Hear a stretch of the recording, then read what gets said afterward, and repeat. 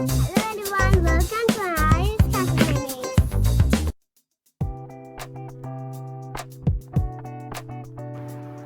പുതിയ ഒരു റെസിപ്പി എപ്പിസോഡുമായിട്ടാണ് ഇന്ന് നമ്മൾ വന്നിരിക്കുന്നത്. ഇന്നത്തെ റെസിപ്പി നമ്മുടെ സ്വന്തം മുരിങ്ങാക്ക തോരനാണ്. മുരിങ്ങാക്കായും തേങ്ങയും കൂടിയുള്ള കോമ്പിനേഷൻ വളരെ ടേസ്റ്റിയും അതുപോലെ തന്നെ ഹെൽത്തിയുമാണ്. നിങ്ങൾക്ക് ഏവർക്കും ഇഷ്ടപ്പെടുന്ന ഒരു simple and healthy side dish ആണ് ഈ റെസിപ്പി. ഇത് ഉണ്ടാക്കിയെടുക്കാൻ അധികം ചേരുവകൾ ഒന്നും തന്നെ ആവശ്യമില്ല. വളരെ എളുപ്പത്തിൽ തയ്യാറാക്കി എടുക്കാനും സാധിക്കും. സിമ്പിൾ ആയിട്ടുള്ള ഒരു വെജിറ്റേറിയൻ റെസിപ്പിയാണെന്ന് വേണേ പറയാം. അപ്പോൾ നമുക്ക് റെസിപ്പിയിലേക്ക് കടക്കാം.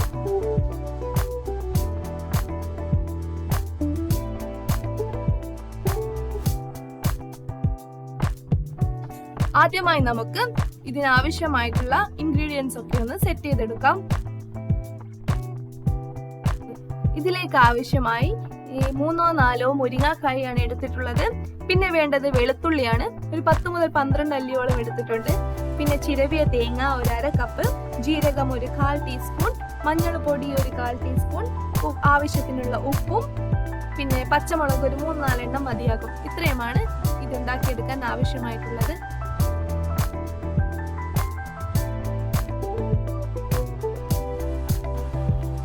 നമുക്ക് സ്റ്റാർട്ട് ചെയ്യാം.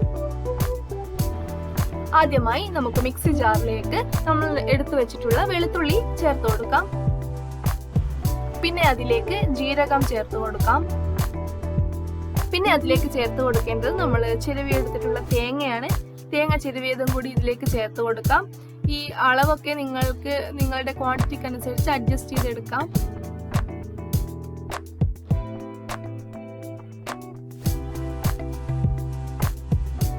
ഇനി വേണ്ടത് ഇതൊക്കെ ഒന്ന് ക്രഷ് ചെയ്തെടുക്കുക എന്നുള്ളതാണ്. ജസ്റ്റ് ഒന്ന് ക്രഷ് ചെയ്തെടുത്താൽ മതി. അധികം അരിഞ്ഞു പോകരുത്. പൾസ് മോഡിലിട്ട് ചെയ്യുന്നതാവും നല്ലത്.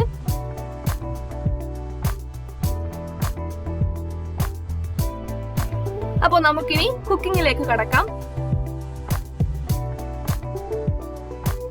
അതിനായി ആദ്യം തന്നെ നമുക്ക് ചൂടായ പാനിലോട്ട് 1/2 മുതൽ 3/4 കപ്പ് വരെ വെള്ളം ചേർത്ത് കൊടുക്കാം.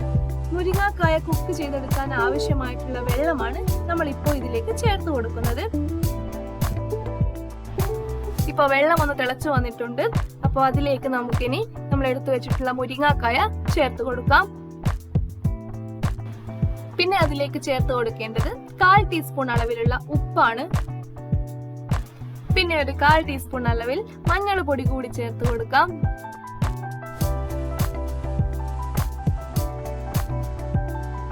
ഒന്ന് മിക്സ് ചെയ്തതിനു ശേഷം അതിലേക്ക് പച്ചമുളക് ചേർത്ത് കൊടുക്കാം.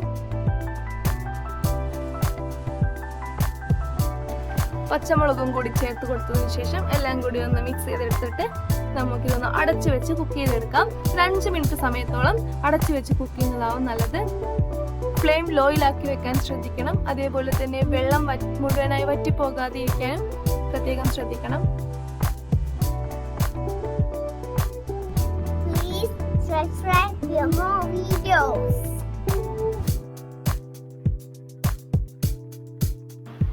ഇപ്പൊ നമ്മുടെ മുരിങ്ങാക്കായൊക്കെ നന്നായി കുക്ക് ചെയ്ത് വന്നിട്ടുണ്ടാകും. അപ്പൊ നമുക്ക് ലിഡ് ഓപ്പൺ ചെയ്തിട്ട് ഒന്ന് മിക്സ് ചെയ്തെടുക്കാം.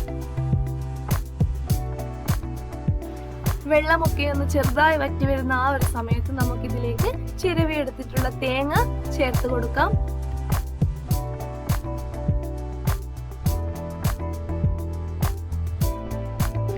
ഇപ്പൊ നമ്മൾ തേങ്ങ ചേർത്ത് കൊടുത്തിരിക്കുകയാണ്. ഇനി നമുക്ക് ഒന്ന് നന്നായി എല്ലാം കൂടി മിക്സ് ചെയ്തെടുക്കാം. തേങ്ങയും മുരിങ്ങാക്കായും കൂടി ചേരുമ്പോഴുള്ള ആ ഒരു ടേസ്റ്റ് ആൻഡ് അരോമ വളരെ സ്പെഷ്യലാണ്.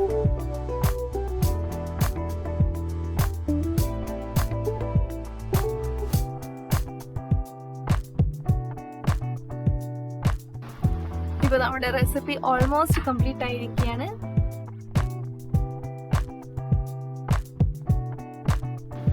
ഇനി നമുക്ക് ഇതിന്റെ മുകളിലായി കുറച്ച് വെളിച്ചെണ്ണ കൂടി തൂവി കൊടുക്കാം.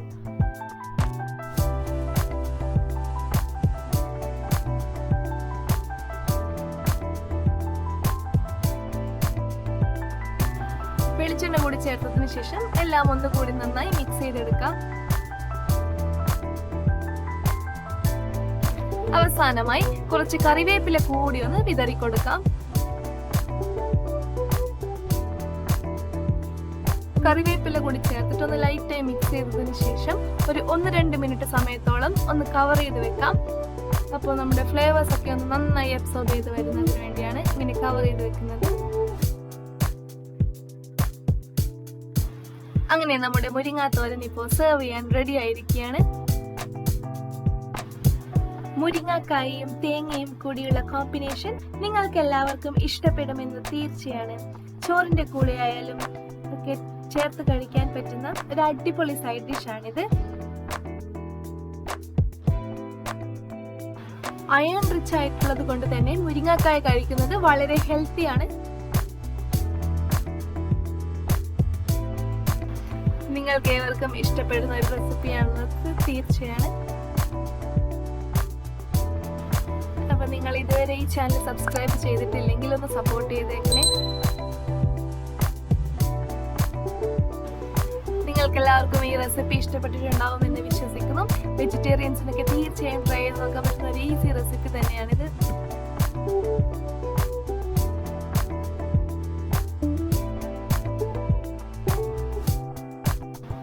നിങ്ങൾ എല്ലാവരും ട്രൈ ചെയ്ത് നോക്കിയിട്ടുള്ള ഫീഡ്ബാക്ക് ഞങ്ങളെ അറിയിക്കാൻ മറക്കരുത്. നിങ്ങൾക്ക് ഇത് കമന്റ്സ് വഴിയോ അല്ലെങ്കിൽ ഇമെയിൽ വഴിയോ നിങ്ങളുടെ അഭിപ്രായങ്ങൾ ഞങ്ങളെ അറിയിക്കാം.